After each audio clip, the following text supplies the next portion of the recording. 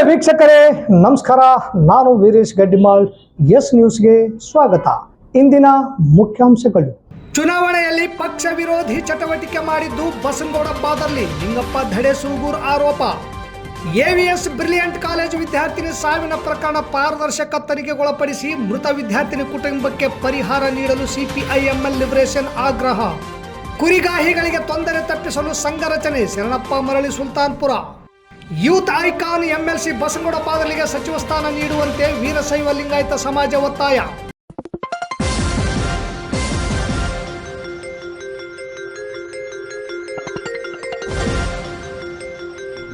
S news, ಇದು ನಿಮ್ಮ ಧ್ವನಿ.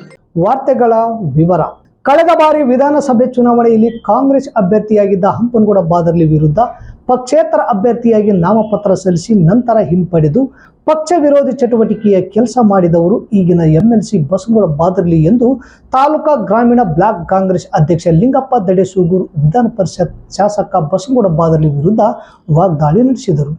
ನಗರದ ಪತ್ರಿಕಾ ಭವನದಲ್ಲಿ ಮೇ 11 ಸೋಮವಾರ ಇಂದು ಸುದ್ದಿಗೋಷ್ಠಿ ನಡೆಸಿ ಮಾತನಾಡಿದ ಅವರು, ಎಲ್ಲೆಲ್ಲೋ ಇದ್ದವರು ಯಾವ್ಯಾವುದೋ ಪಕ್ಷದಲ್ಲಿ ಇದ್ದವರನ್ನು ಕರೆದುಕೊಂಡು ಬಂದು ಸುದ್ದಿಗೋಷ್ಠಿ ಮಾಡಿಸುವ ಕೆಲಸ ಮಾಡಿಸುತ್ತಿರುವುದು ವಿಷಾದನೀಯವಾಗಿದೆ. ಹೀಗಾಗಿ ಪಕ್ಷಕ್ಕಾಗಿ ಕೆಲಸ ಮಾಡುತ್ತಿರುವ ನಿಷ್ಠಾವಂತ ಕಾರ್ಯಕರ್ತರಿಗೆ ತಮ್ಮ ಬೆಂಬಲಿಗರಿಂದ ಮಾಡಿಸಿದ ಸುದ್ದಿಗೋಷ್ಠಿಯಿಂದ ಬಹಳಷ್ಟು ನೋವುಂಟು ಮಾಡಿದೆ. ಈ ಹಿನ್ನೆಲೆಯಲ್ಲಿ ಬಸನಗೌಡ ಬಾದರ್ಲಿ ಮತ್ತು ತಮ್ಮ ಬೆಂಬಲಿಗರು ಆತ್ಮಾವಲೋಕನ ಮಾಡಿಕೊಂಡು ಪತ್ರಿಕಾಗೋಷ್ಠಿ ಮಾಡುವುದು ಸೂಕ್ತ. ಇಷ್ಟು ಸುದ್ದಿಗೋಷ್ಠಿ ಮಾಡಿದವರು ಬೇರೆ ಪಕ್ಷದಲ್ಲಿ ಗುರುತಿಸಿಕೊಂಡು ಕೆಲವರು ಮತದಾರರಾಗಿ ಅಲ್ಲ, ಸಕ್ರಿಯವಾಗಿ ಕಾರ್ಯಕರ್ತರಾಗಿ ಗುರುತಿಸಿಕೊಂಡು ಕೆಲಸ ಮಾಡಿದ್ದಾರಾ ಎಂಬುದು ತಾಲೂಕಿನ ಜನರಿಗೆ ಗೊತ್ತಿದೆ. ಬಸನಗೌಡ ಬಾದರ್ಲಿಯವರು ಎಲ್ಲೆಲ್ಲೋ ಯಾರ್ಯಾರನ್ನೋ ಕರೆದು ಸುದ್ದಿಗೋಷ್ಠಿಯನ್ನು ಮಾಡಿಸುತ್ತಿರುವುದು ಅಸಹ್ಯಕರ ಮತ್ತು ತಾಲೂಕಿನ ಜನರಿಗೆ ಗೊಂದಲವನ್ನುಂಟು ಮಾಡುತ್ತಿದ್ದಾರೆ. ಪ್ರತಿ ಹಳ್ಳಿಗಳಲ್ಲಿ ಯಾರು ಯಾವ ಪಕ್ಷಕ್ಕೆ ದುಡಿದಿದ್ದಾರೆಂಬ ಮಾಹಿತಿ ನಮಗೂ ಇದೆ. ದೇವೇಂದ್ರಪ್ಪ ಮುಕುಂದ, ಮಂಜುನಾಥ ಜವಳಗೇರ, ವಿರುಪಣ್ಣ ಚೆನ್ನಳ್ಳಿ ಹಾಗೂ ಹೊನ್ನನಗೌಡ ಬೆಳಗುರ್ಕಿ ಇವರು ಕಾಂಗ್ರೆಸ್ ಕಾರ್ಯಕರ್ತರೇ ಎಂದು ಪ್ರಶ್ನಿಸಿದರು. ಕಾಂಗ್ರೆಸ್ ಮುಖಂಡ ಅಶೋಕ್ ಉಮ್ಲುಟಿ ಮಾತನಾಡಿ, ಸಂಸದರ ಚುನಾವಣೆಯಲ್ಲಿ ನಮ್ಮ ನಾಯಕ ಹಂಪನಗೌಡ ಬಾದರ್ಲಿಯವರು ಮತ ಹಾಕಿಸದೆ ಪಕ್ಷ ವಿರೋಧಿ ಚಟುವಟಿಕೆ ಮಾಡಿದ್ದಾರೆ ಎನ್ನುವ ಆರೋಪ ಶುದ್ಧ ಸುಳ್ಳು. ಲೋಕಸಭಾ ಚುನಾವಣೆಯಲ್ಲಿ ಹಂಪನಗೌಡ ಬಾದರ್ಲಿಯವರು 73,645 ಮತಗಳನ್ನು ತೆಗೆದುಕೊಂಡಿದ್ದರೆ ಎಂಪಿ ಚುನಾವಣೆಯಲ್ಲಿ 76,195 ಮತಗಳು, ಅಂದರೆ 2,549 ಮತಗಳನ್ನು ಹೆಚ್ಚಿಗೆ ಹಾಕಿಸಲಿಕ್ಕೆ ಯಶಸ್ವಿಯಾಗಿದ್ದರು. ಅಂಥವರಿಗೆ ಎಂಪಿ ಚುನಾವಣೆಯಲ್ಲಿ ಹಂಪನಗೌಡ ಬಾದರ್ಲಿಯವರು ಪಕ್ಷ ವಿರೋಧಿ ಚಟುವಟಿಕೆ ಕೆಲಸ ಮಾಡಿದ್ದಾರೆಂಬ ಮಾತು ಆಡುವುದು ಸಮಂಜಸವಲ್ಲ ಮತ್ತು ಶೋಭೆ ತರುವಂಥದ್ದಲ್ಲ. ಮುಂಬರುವ ಸಾರ್ವತ್ರಿಕ ಚುನಾವಣೆಗಳು ಗ್ರಾಮ ಪಂಚಾಯಿತಿ, ತಾಲೂಕು ಪಂಚಾಯಿತಿ, ಜಿಲ್ಲಾ ಪಂಚಾಯಿತಿ ಚುನಾವಣೆಗಳಾಗಲಿ ಹಂಪನಗೌಡ ಬಾದರ್ಲಿಯವರ ಬೆಂಬಲವಿಲ್ಲದೆ ಯಾರೂ ಕೂಡ ಗೆಲ್ಲಲಿಕ್ಕೆ ಸಾಧ್ಯವಿಲ್ಲ. ನಾನು ಸಚಿವರಿಗೆ ಹಗುರವಾಗಿ ಮಾತನಾಡಿಲ್ಲ. ನನ್ನ ಭೋವಿ ಸಮಾಜ ಒಕ್ಕರೋಲಿನಿಂದ ನನ್ನ ಮೇಲೆ ವಿಶ್ವಾಸ ಇಟ್ಟು ಮತ್ತು 35 ವರ್ಷಗಳ ಕಾಲ ನಿರಂತರವಾಗಿ ರಾಜಕೀಯ ಚಟುವಟಿಕೆಯಲ್ಲಿ ಕೆಲಸ ಮಾಡುತ್ತಿರುವುದರಿಂದ ನನ್ನ ಕಾರ್ಯ ಮೆಚ್ಚಿ ನನ್ನನ್ನು ಭೋವಿ ಸಮಾಜದ ಅಧ್ಯಕ್ಷರನ್ನಾಗಿ ಮಾಡಿದ್ದಾರೆ. ಅವರಿಗೆ ಧನ್ಯವಾದಗಳು ಅರ್ಪಿಸಿವೆ ಎಂದರು. ಈ ಸಂದರ್ಭದಲ್ಲಿ ಸುಡಾ ಸದಸ್ಯರಾದ ಕಾಜಿ ಮಲ್ಲಿಕ್, ವೈ ನರೇಂದ್ರನಾಥ, ಗ್ಯಾರಂಟಿ ಯೋಜನೆಗಳ ತಾಲೂಕು ಅಧ್ಯಕ್ಷ ವೈ ಅನಿಲ್ ಕುಮಾರ್, ಲಿಂಗಾಧರ್, ದುರ್ಗಪ್ಪ ಕಠಾಲಿ, ನಿಂಗಪ್ಪ, ಹನುಮೇಶ್ ನಾಯಕ್ ಹಾಗೂ ಹುಸೇನ್ ಸಾಬ್ ಸೇರಿದಂತೆ ಅನೇಕರಿದ್ದರು. ಪಕ್ಷ ವಿರೋಧಿ ಚಟುವಟಿಕೆಯನ್ನು ಕೂಡ ಮಾಡಿದ್ದಾರೆ. ಅವರು ಕಳೆದ ವಿಧಾನಸಭಾ ಚುನಾವಣೆಯಲ್ಲಿ ಕಾಂಗ್ರೆಸ್ ಅಭ್ಯರ್ಥಿಯಾಗಿರ್ತಕ್ಕಂಥ ಹಂಪನಗೌಡರ ವಿರುದ್ಧ ಅವರು ಪಕ್ಷೇತರ ಅಭ್ಯರ್ಥಿಯಾಗಿ ನಾಮಪತ್ರವನ್ನು ಸಲ್ಲಿಸಿ ನಂತರ ಅವರು ವಾಪಸ್ಸನ್ನು ಹಿಂಪಡೆದಿರ್ತಕ್ಕಂಥ ಇದರಿಂದ ಅವರ ಪಕ್ಷ ವಿರೋಧಿ ಚಟುವಟಿಕೆಯನ್ನು ಗೊತ್ತಾಗುತ್ತೆ. ಹೀಗಾಗಿ ಬಸನಗೌಡರವರು ಎಲ್ಲೆಲ್ಲೇ ಇದ್ದರನ್ನ ಯಾವುದೇ ಪಕ್ಷದಲ್ಲಿ ಕೆಲಸ ಮಾಡಿರ್ತಕ್ಕಂಥವ್ರನ್ನ ಕರ್ಕೊಂಬಂದು ಇವತ್ತು ಪತ್ರಿಕೆಗೋಷ್ಠಿ ನಡೆಸ್ತಕ್ಕಂಥದ್ದು ಭಾಳ ವಿಷಾದನೀಯ ಕೆಲಸ. ಹೀಗಾಗಿ ನಮ್ಮ ಹಂಪನಗೌಡ ಬಾದರ್ಲಿ ಅವರು ಮಾಡಿದ್ದಾರೆ. ಹೀಗಾಗಿ ಪಕ್ಷಕ್ಕೆ ಸುಮಾರು ವರ್ಷಗಳಿಂದ ಕೆಲಸ ಮಾಡಿರ್ತಕ್ಕಂಥ ಕಾಂಗ್ರೆಸ್ ಕಾರ್ಯಕರ್ತರಿಗೆ, ನಿಷ್ಠಾವಂತ ಕಾರ್ಯಕರ್ತರಿಗೆ ಇವರು ಮಾಡಿರ್ತಕ್ಕಂಥ ಪತ್ರಿಕಾಗೋಷ್ಠಿಯಿಂದ ಇವತ್ತು ಭಾಳ ನೋವುಂಟು ಮಾಡಿದೆ. ಆ ಹಿನ್ನೆಲೆಯಲ್ಲಿ ಇವತ್ತು ನಾವೆಲ್ಲ ಈ ಪತ್ರಿಕಾಗೋಷ್ಠಿಯ ಮೂಲಕ ಅವರಿಗೆ ನಾವು ಹೇಳಲಿಕ್ಕೆ ಬಯಸ್ತೇವೆ.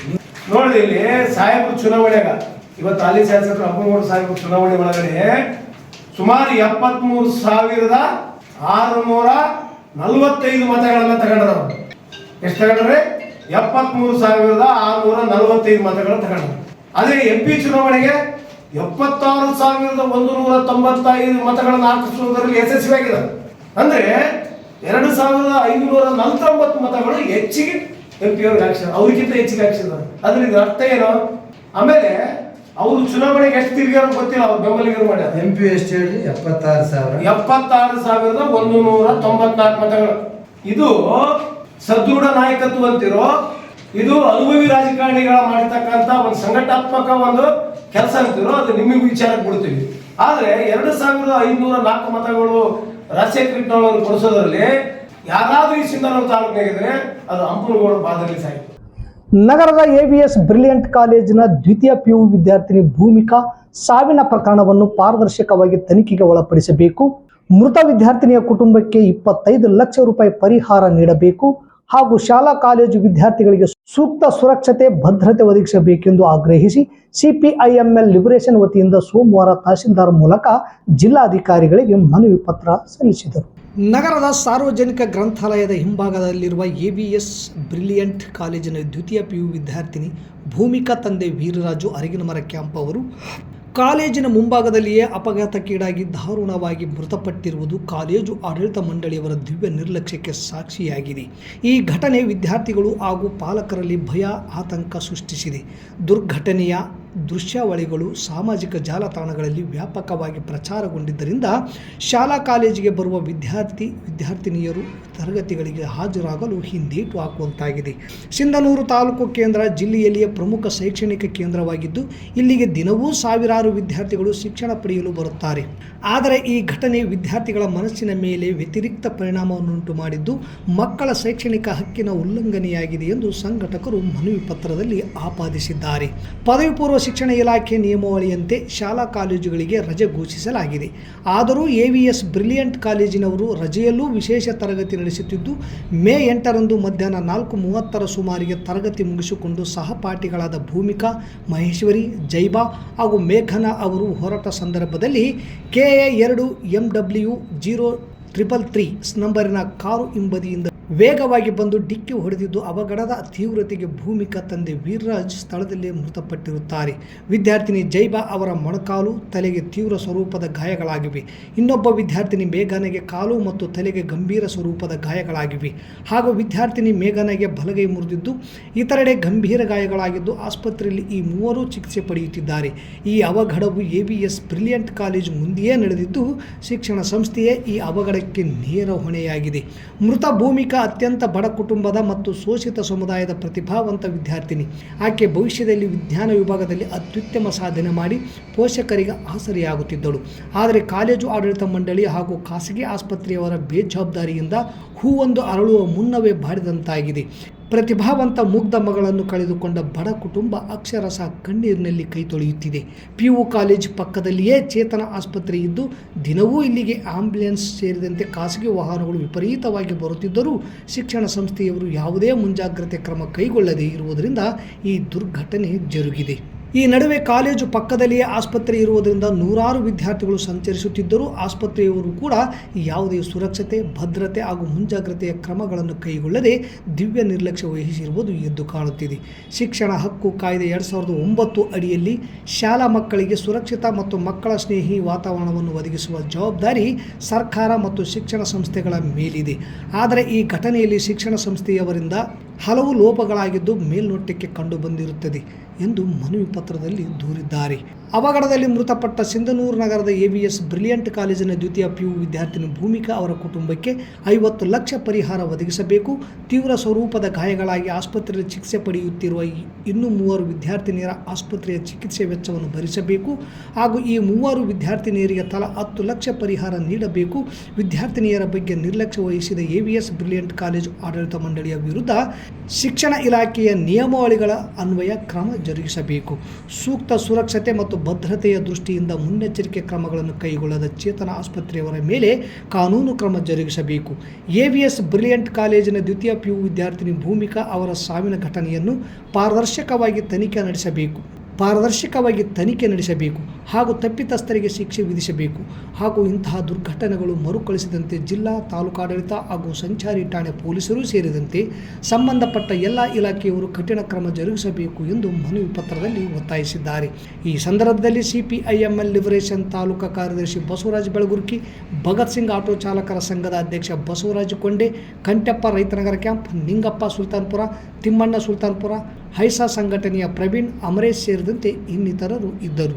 ಕುರಿಗಾಹಿಗಳು ತಮಗಾಗುತ್ತಿರುವ ತೊಂದರೆಗಳ ಬಗ್ಗೆ ಹೇಳಿಕೊಂಡ ಕಾರಣ ನಗರದ ಕರ್ನಾಟಕ ರಾಜ್ಯ ರೈತ ಸಂಘ ಹಾಗೂ ಹಸಿರು ಸೇನೆಯ ಸಂಘದ ಕಚೇರಿಯಲ್ಲಿ ಶನಿವಾರ ಕುರಿಗಾರರ ಸಭೆ ನಡೆಸಿ ಮೊದಲ ಬಾರಿಗೆ ಕರ್ನಾಟಕ ರಾಜ್ಯ ಶ್ರೀಕೃಷ್ಣ ಪರಮಾತ್ಮ ಬೀರಲಿಂಗೇಶ್ವರ ಕುರಿಗಾಹಿಗಳ ಹಿತರಕ್ಷಣಾ ಸಂಘಟನೆಯನ್ನು ರಚಿಸಲಾಯಿತು ಎಂದು ರಾಜ್ಯ ಪ್ರಧಾನ ಕಾರ್ಯದರ್ಶಿ ಶರಣಪ್ಪ ಮರಳಿ ಸುಲ್ತಾನ್ಪುರ್ ತಿಳಿಸಿದರು.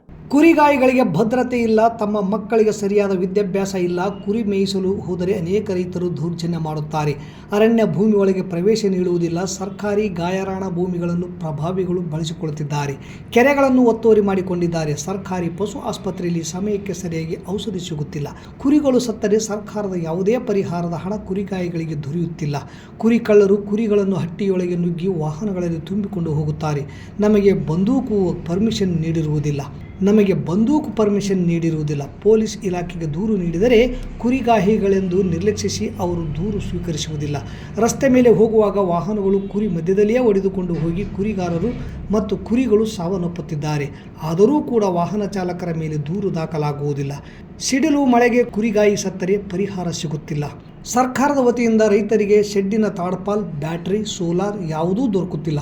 ಪಶು ಆಸ್ಪತ್ರೆಯಲ್ಲಿ ವೈದ್ಯಾಧಿಕಾರಿಗಳು ಸಿಗುತ್ತಿಲ್ಲ. ಕುರಿ ಸಂತೆಯಲ್ಲಿ ಅಧಿಕೃತ ವ್ಯಾಪಾರಸ್ಥರು, ದಲ್ಲಾಳಿಗಳು ಹಣವನ್ನು ಕೊಡದೆ ಪರಾರಿಯಾಗುತ್ತಿದ್ದಾರೆ ಮತ್ತು ಕೆಲವು ಸಲ ಗುಂಡಾಗಿರಿ ಮಾಡುತ್ತಾರೆ. ನಮಗೆ ಅಲೆಮಾರಿ ಪ್ರಮಾಣ ಪತ್ರ ದೊರಕುತ್ತಿಲ್ಲ. ನಮ್ಮ ಮಕ್ಕಳಿಗೆ ಹಾಸ್ಟೆಲ್ ಸಿಗುತ್ತಿಲ್ಲ. ಬೇಸಿಗೆಯಲ್ಲಿ ಕುರಿಗೆ ನೀರು ಕುಡಿಸಲು ಕೆರೆಗಳು ಇರುವುದಿಲ್ಲ ಎಂದು ಹಲವಾರು ತಮ್ಮ ಬೇಡಿಕೆಗಳನ್ನು ಮುಂದಿಟ್ಟು ಈ ಮೇಲಿನ ಬೇಡಿಕೆಗಳನ್ನು ಈಡೇರಿಸಿಕೊಳ್ಳಲು ಸಂಘಟಿತರಾಗಲು ಸಿದ್ಧರಾಗಿದ್ದೇವೆ ಎಂದರು. ಇದೇ ವೇಳೆ ಕರ್ನಾಟಕ ರಾಜ್ಯ ಶ್ರೀಕೃಷ್ಣ ಪರಮಾತ್ಮ ಬೀರಲಿಂಗೇಶ್ವರ ಕುರಿಗಾಹಿಗಳ ಹಿತರಕ್ಷಣಾ ಸಂಘಟನೆ ರಚಿಸಲಾಯಿತು. ಈ ಸಂಘಟನೆಯ ಅಧ್ಯಕ್ಷರಾಗಿ ಹನುಮಂತ ಸೂಜಿ ರತ್ನಾಪುರ ಹಟ್ಟಿ, ಪದಾಧಿಕಾರಿಗಳಾಗಿ ವಿಠೋಬಾ ಪೂಜಾರಿ ಮ್ಯಾದ್ರಾಳ್, ಶರಣಪ್ಪ ನೀರ್ಲೂಟಿ, ವಜ್ರಪ್ಪ ಘಂಟೇರ್ ಹಟ್ಟಿ, ಹನುಮಂತ ದಂಡಿನ ಸುಲ್ತಾನ್ಪುರ ಗೊಲ್ಲರಟ್ಟಿ, ಪಂಪಣ್ಣ ಜವಳಿಗರ ಭೋಗಪುರ, ಕನಕಗಿರಿ ತಾಲೂಕು ಅಧ್ಯಕ್ಷರಾಗಿ ಹನುಮಂತ ನವಲಿ, ಪದಾಧಿಕಾರಿಗಳಾಗಿ ನರಿಯಪ್ಪ ಮಂದಲರ್ ಗುಡ್ದೂರ್, ಯಂಕಪ್ಪ ಬೀಲ್ಕಂಟಿ ಕಾಟಾಪುರ, ಗಂಗಾವತಿ ತಾಲೂಕು ಅಧ್ಯಕ್ಷರಾಗಿ ಮರಿಸ್ವಾಮಿ ಗುರುವಿನ್ ಹಾರಾಳ್, ಕುಷ್ಟಗಿ ತಾಲೂಕು ಅಧ್ಯಕ್ಷರಾಗಿ ಶ್ಯಾಮಣ್ಣ ಬಿಂಗಿ ಅಮರಾಪುರ, ಲಿಂಗಸೂರು ತಾಲೂಕು ಅಧ್ಯಕ್ಷರಾಗಿ ಸೋಮಣ್ಣ ಬಿಂಗಿ ಕ್ಯಾಡೆವ್, ಸಿಂಧನೂರು ತಾಲೂಕು ಅಧ್ಯಕ್ಷರಾಗಿ ಹನುಮಂತ ಎಸ್ ವೀರಾಪುರ್ ಸೇರಿದಂತೆ ಹಲವು ತಾಲೂಕುಗಳ ಪದಾಧಿಕಾರಿಗಳು ಆಯ್ಕೆಯಾದರು. ಈ ಸಂದರ್ಭದಲ್ಲಿ ಡಾಕ್ಟರ್ MS ಸ್ವಾಮಿನಾಥನ್ ಆಯೋಗ ವರದಿ ಜಾರಿ ಹೋರಾಟ ಸಮಿತಿ ಅಧ್ಯಕ್ಷರು ಹಾಗೂ ಕರ್ನಾಟಕ ರಾಜ್ಯ ರೈತ ಸಂಘ ಹಾಗೂ ಹಸಿರು ಸೇನೆಯ ರಾಜ್ಯ ಪ್ರಧಾನ ಕಾರ್ಯದರ್ಶಿ ಶರಣಪ್ಪ ಮರಳಿ ಸುಲ್ತಾನ್ಪುರ, ಜಿಲ್ಲಾಧ್ಯಕ್ಷ ರಾಮಯ್ಯ ಜವಳಗೆರ, ಜಿಲ್ಲಾ ಕೋಶಾಧ್ಯಕ್ಷ ನರಿಯಪ್ಪ ಪೂಜಾರಿ, ಜಿಲ್ಲಾ ಕಾರ್ಯಾಧ್ಯಕ್ಷ ವೆಂಕಟೇಶ್ ರತ್ನಾಪುರಟ್ಟಿ, ಸಿಂಧನೂರು ತಾಲೂಕು ಅಧ್ಯಕ್ಷ ನಾಗಪ್ಪ ಬೂದಿಹಾಳ್, ಗೌರವಾಧ್ಯಕ್ಷ ಪರಯ್ಯಸ್ವಾಮಿ, ತಾಲೂಕು ಅಧ್ಯಕ್ಷ ಮೌನೇಶ್ ಕನ್ನಾರಿ ಸೇರಿದಂತೆ ಪದಾಧಿಕಾರಿಗಳು ಉಪಸ್ಥಿತರಿದ್ದರು. ಆಗೋದು ನಮಗೂ ಸರ್ವಸಾಮಾನ್ಯವಾಗಿ ಕಾಣಕತ್ತೇವೆ. ಅದೇ ರೀತಿ ರಸ್ತೆ ಮೇಲೆ ಹೋಗೋದ್ನಾಗ ಗಾಡಿಗಳು ಮೇಲೆ ಹೊಡಕತ್ತ ಹೋಗೋದು ಇವೆಲ್ಲ ನಿಲ್ಲಬೇಕಾತಂದ್ರೆ ಏನು ನಮ್ಮ ಜಿಲ್ಲಾಧ್ಯಕ್ಷರು ಮತ್ತು ಕಾರ್ಯಾಧ್ಯಕ್ಷರು ಹೇಳಿದಂಗೆ ಒಗ್ಗಟ್ಟು. ಇವತ್ತು ತಟ್ಟೆಯಲ್ಲಿ ಊಟ ಇಟ್ಟಿರ್ತೀವಿ. ಏನೋ ಒಂದು ಪಲಾವ್ ಮಾಡಿವೋ, ಒಂದು ಅನ್ನ ಸಾಂಬಾರು ಇಟ್ಟು ಏನೋ ಒಂದು ಇಟ್ಟಿರ್ತೀವಿ, ಇಲ್ಲ ರೊಟ್ಟಿ ಪಲ್ಯ. ಊಟ ಮಾಡ್ಬೇಕಾದ್ರೆ ಒಂದು ಬಟ್ಲೆ ಊಟ ಮಾಡ್ಬೋದಾ? ಊಟ ಮಾಡ್ಬೋದು. ಒಂದು ಬಟ್ಲೆ 5 ಬಟ್ಟೆ ಬೇಕಲ್ಲ. ಈ 5 ಬಟ್ಟೆ ಆಗ್ಬೇಕಾದ್ರೆ ನಾನು 1 ಬಟ್ಟೆದ್ದಂಗೆ, ಈ ಉಳಿದಂಥ 4 ಬಟ್ಟೆ ನಾನು ಶಕ್ತಿ ಕೊಟ್ಟರೆ ಮಾತ್ರ ಇವೆಲ್ಲ ಬೇಡಿಕೆ ಇದೇನು ದೊಡ್ಡದಲ್ಲ. ನಮಸ್ಕಾರ ಕರ್ನಾಟಕ. ರಿಲ್ಯಾಕ್ಸ್ ಮೂಡ್ಗೆ ಏನಾದ್ರೂ ಪ್ಲಾನ್ ಮಾಡ್ತಿದ್ರೆ ನಾನ್ ನಿಮ್ಗೊಂದು ಅದ್ಭುತ ಪ್ರಪಂಚನ ಪರಿಚಯಿಸ್ತಿದ್ದೀನಿ ನೋಡಿ. ನೀವೊಮ್ಮೆ ಈ ಸ್ಥಳಕ್ಕೆ ಭೇಟಿ ನೀಡಿದ್ರೆ ನಿಜವಾಗ್ಲೂ ಖುಷಿಯಲ್ಲಿ ಕಳೆದು ಹೋಗ್ತೀರಾ. Gandharvagiri adventures and nature retreat. ಬಳ್ಳಾರಿಯಿಂದ ಬೆಂಗಳೂರು ರಸ್ತೆ ಮೂಲಕ ಸಾಗಿದ್ರೆ ಡಿ ಹಿರಾಳ್ ಅನ್ನೋ ಗ್ರಾಮ ಸಿಗುತ್ತೆ. ಅಲ್ಲಿಂದ ಜಸ್ಟ್ 1.5 ಕಿಲೋಮೀಟರ್ ಬಸಾಪುರ ರಸ್ತೆ ಬಂದ್ರೆ ನಿಮಗೆ ಸಿಗುತ್ತೆ ಪ್ರಕೃತಿ ಸೊಬಗಲ್ಲಿ ಸರಿಸುಮಾರು 50 ಎಕರೆ ವಿಶಾಲವಾದ ಪ್ರದೇಶದಲ್ಲಿ ನಿರ್ಮಾಣವಾಗಿದೆ Gandharvagiri adventures and nature retreat ಎನ್ನುವ ಸುಂದರ ಪ್ರಪಂಚ. ಇಲ್ಲಿಯ ವಿಶಾಲವಾದ ಆಕ್ಟೋ ಸ್ವಿಮ್ಮಿಂಗ್ ಪೂಲ್ ಮತ್ತು ಡೋನಟ್ ಬೋಟ್, ಟ್ರೆಂಡಿಂಗ್ ನಲ್ಲಿರೋ ಫೋಟೋ ಶೂಟ್ ಗೆ ನಿರ್ಮಾಣವಾಗಿದೆ ಕ್ಯಾಂಡಿ ಲ್ಯಾಂಡ್ ಎನ್ನುವ ಕಲರ್ಫುಲ್ ಪ್ರಪಂಚ. ಪ್ರಕೃತಿ ಮಡಿಲಲ್ಲಿನ ಅಡ್ವೆಂಚರ್ಸ್, ಅತಿ ಉದ್ದದ ಜಿಪ್ ಲೈನ್ ಮೂಲಕ ಸಾಗುವ 60 ಸೆಕೆಂಡ್ಗಳ ರೋಚಕ ಅಡ್ವೆಂಚರ್ ಅನುಭವ ವಿಶೇಷ ಥ್ರಿಲ್ಲಿಂಗ್ ನೀಡುತ್ತೆ. ಜೊತೆಗೆ ಚಿಕ್ಕ ಮಕ್ಕಳು ತುಂಬಾನೇ ಇಷ್ಟಪಡೋ dashing car, dragon ride, bull rodeo, mono train, jumping frog, plane MGR, ಫಾಂಡಾ train, Columbus, flying carousel, archery, air rifle shooting, frisbee, super jet ride, Kalpavriksha center. ಇದೇನಂತೀರಾ? ಮಾವಿನ ಮರದ ಅಂಗಳದಲ್ಲಿ ಭೋಜನ ಸವಿಯೋ ಮಜಾನೇ ಬೇರೆ ಕಣ್ರಿ. ಅದರಲ್ಲೂ ಇಲ್ಲಿ ಪ್ಯೂರ್ ಆರ್ಗ್ಯಾನಿಕ್ ಹೈಜಿನಿಕ್ ಫುಡ್ ಗೆ ಒತ್ತು ಕೊಟ್ಟು ನಿರ್ಮಿಸಲಾಗಿದೆ. Kids swimming pool, DJ with rain dance, youngsters ಅಂತೂ ಫುಲ್ ಎಂಜಾಯ್ ಮಾಡ್ತಾರೆ. ಇನ್ನು ಗಂಧರ್ವಗಿರಿಯ ಅತ್ಯಾಕರ್ಷಕ ತಾಣವಾದ ವಿಶಾಲವಾದ ಅಡಲ್ಟಸ್ ಆಕ್ಟೋ ಸ್ವಿಮ್ಮಿಂಗ್ ಪೂಲ್ ನಲ್ಲಿ ಸಖತ್ ಎಂಜಾಯ್ ಮಾಡಬಹುದು. ಬಗೆ ಬಗೆಯ ಬಣ್ಣ ಬಣ್ಣದ ವಿವಿಧ ಪಕ್ಷಿಗಳ ಅನಿಮಲ್ ಕಿಂಗ್ಡಮ್. ಇನ್ನೊಂದು ಇಲ್ಲಿಯ ವಿಶೇಷತೆ ಅಂದ್ರೆ 200ರಿಂದ 300 ಜನರು ಸೇರಿ ಆಚರಿಸಿಕೊಳ್ಳಬಹುದಾದ kitty party, birthday party, wedding anniversary ಸೇರಿದಂತೆ ಯಾವುದೇ ಸಂಸ್ಥೆ ಸಂಘದ ವಾರ್ಷಿಕೋತ್ಸವದಂತಹ ಸಮಾರಂಭಗಳನ್ನ ಆಚರಿಸಿಕೊಳ್ಳೋದಕ್ಕೆ ಪಾರ್ಟಿ ಹಾಲ್ ಸೆಟಪ್ ಕೂಡ ಅವೈಲೇಬಲ್ ಇದೆ. 15ರಿಂದ 20 ಜನರು ತಂಗಲು ಸೆಂಟ್ರಲ್ ಎಸಿ ಡಾರ್ಮೆಟ್ರಿ ಕೂಡ ಇದೆ. ಪ್ರತ್ಯೇಕವಾಗಿ ತಂಗಲು 3 ಎಸಿ ರೂಮ್ಗಳ ಸೌಲಭ್ಯವೂ ಲಭ್ಯವಿದೆ. ಫ್ಯಾಮಿಲಿ ಮತ್ತು ಫ್ರೆಂಡ್ಸ್ ಗ್ರೂಪ್ಗಳಿಗೆ ವಿಶೇಷವಾದ ಟೆಂಟ್ ಹೌಸ್ ಮತ್ತು ಫೈರ್ ಕ್ಯಾಂಪ್ ಕೂಡ ಅವೈಲೇಬಲ್ ಇದೆ. ಮತ್ತೆ ತಡ, ಹಿಂದೆ ಭೇಟಿ ನೀಡಿ Gandharvagiri adventures and nature retreat, Bengaluru ರಸ್ತೆ, ಡಿ ಹಿರಾಳ್ ಟುವರ್ಡ್ಸ್ ಬಸಾಪುರ, ಬಳ್ಳಾರಿ. ಹೆಚ್ಚಿನ ಮಾಹಿತಿಗಾಗಿ ಸ್ಕ್ರೀನ್ ಮೇಲೆ ಕಾಣಿಸೋ ನಂಬರ್ಸ್ಗೆ ಸಂಪರ್ಕಿಸಿ. ವಿಧಾನ ಪರಿಷತ್ ಶಾಸಕರಾದ ಬಸನಗೌಡ ಬಾದರ್ಲಿ ಅವರಿಗೆ ಸಚಿವ ಸ್ಥಾನ ನೀಡುವಂತೆ ತಾಲೂಕು ವೀರಶೈವ ಲಿಂಗಾಯತ ಸಮಾಜದ ಮುಖಂಡರಾದ ಹೊನ್ನನಗೌಡ ಬೆಳಗುರ್ಕಿ ಕಾಂಗ್ರೆಸ್ ಪಕ್ಷದ ಹೈಕಮಾಂಡ್ಗೆ ಒತ್ತಾಯ ಮಾಡಿದರು. ನಗರದ ಪತ್ರಿಕಾ ಭವನದಲ್ಲಿ ಭಾನುವಾರ ಸುದ್ದಿಗೋಷ್ಠಿ ನಡೆಸಿ ಮಾತನಾಡಿದ ಅವರು, ಬಾದರ್ಲಿ ಬಸನಗೌಡ ತಾಲೂಕು ಯುವ ಕಾಂಗ್ರೆಸ್ ಅಧ್ಯಕ್ಷರಾಗಿ, ಕೊಪ್ಪಳ ಯುವ ಕಾಂಗ್ರೆಸ್ ಅಧ್ಯಕ್ಷರಾಗಿ, ಯುವ ಕಾಂಗ್ರೆಸ್ ರಾಜ್ಯಾಧ್ಯಕ್ಷರಾಗಿ ಸಾಮಾಜಿಕ, ಧಾರ್ಮಿಕ, ಶೈಕ್ಷಣಿಕ, ಆರೋಗ್ಯಕ್ಕಾಗಿ ಕೆಲಸ ಮಾಡಿದ್ದಾರೆ. ಕರೋನಾದಂಥ ಸಮಯದಲ್ಲಿ ಬಸನಗೌಡ ಫೌಂಡೇಶನ್ ವತಿಯಿಂದ ಜೀವದ ಹಂಗು ತೋರಿದು ಕ್ಷೇತ್ರದ ಜನರ ಆರೋಗ್ಯ ಕಾಪಾಡುವ ಜೊತೆಗೆ ಅವರಿಗೆ ಆಹಾರ ನೀರು ನೀಡುವ ಮೂಲಕ ಜೀವ ಕಾಪಾಡಿದ್ದಾರೆ.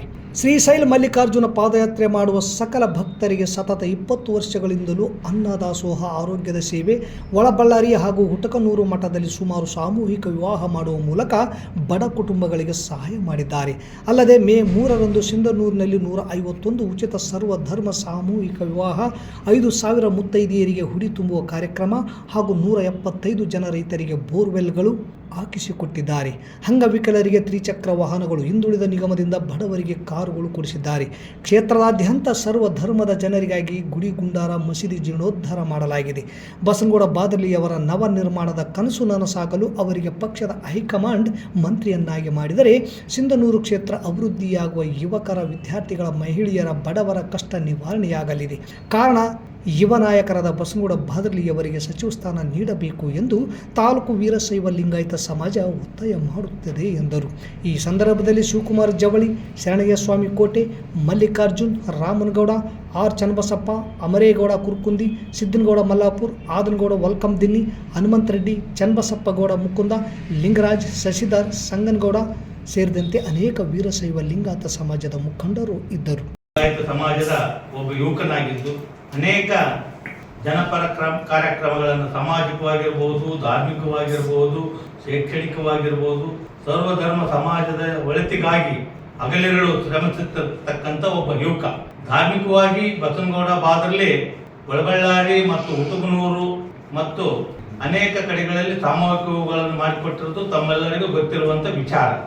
ಇನ್ನು ಧಾರ್ಮಿಕವಾಗಿರುವಂಥ ಒಂದು ಶ್ರೀಶೈಲ ಪಾದಯಾತ್ರೆಗಳಿಗೆ 20 ವರ್ಷಗಳಿಂದ ನಿರಂತರವಾಗಿ ಅನ್ನದಾಸೋಹವನ್ನು ಕಲ್ಪಿಸಿಕೊಂಡು ಬಂದಿರುವಂಥ ಒಬ್ಬ ಸಮಾಜದ ಯುವಕ.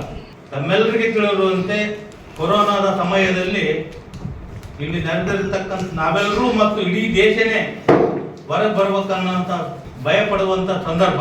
ಆ ಸಂದರ್ಭದಲ್ಲಿ ಬಸನಗೌಡ ಒಬ್ಬ ಯುವಕ ಹಾಸ್ಪಿಟ್ಲಿಗೆ ಆಕ್ಸಿಜನ್ ಸಮಸ್ಯೆ ಇರ್ಬೋದು, ಆಮೇಲೆ ಆಕ್ಸಿಜನ್ ಬಂದಂಥ ರೋಗಿಗಳಿಗೆ ಊಟದ ವ್ಯವಸ್ಥೆ ಇರ್ಬೋದು, ನಿರಂತರ 24 ಗಂಟೆ ಹಳ್ಳಿ ಪಟ್ಟಣದಲ್ಲಿ ಸಂಚರಿಸಿ ಸಿಂಧನೂರು ತಾಲೂಕಿನಲ್ಲಿ ವಿಶೇಷವಾಗಿ ಕೊರೋನಾ ಸಮಯದಲ್ಲಿ ಅಭೂತಪೂರ್ವ ಸೇವೆಯನ್ನು ಮಾಡಿರುವಂಥದ್ದು ಇತಿಹಾಸ.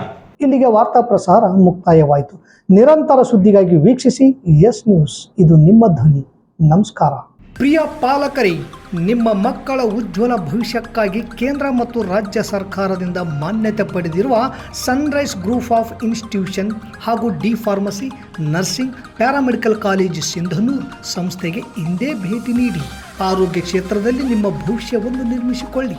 ಕಾಲೇಜಿನಲ್ಲಿರುವ ಕೋರ್ಸ್ಗಳು: ಡಿ ಫಾರ್ಮಸಿ ಅವಧಿ 2 ವರ್ಷ, ವಿದ್ಯಾರ್ಹತೆ PUC ಸೈನ್ಸ್ ಪಾಸ್ ಅಥವಾ NIOS pass.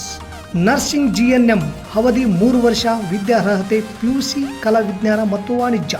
Paramedical college DMLT, DHI, DOT and AT ಅವಧಿ 3 ವರ್ಷ, ವಿದ್ಯಾರ್ಹತೆ SSLC ಹಾಗೂ ದ್ವಿತೀಯ PUC ವಿಜ್ಞಾನ ಪಾಸ್.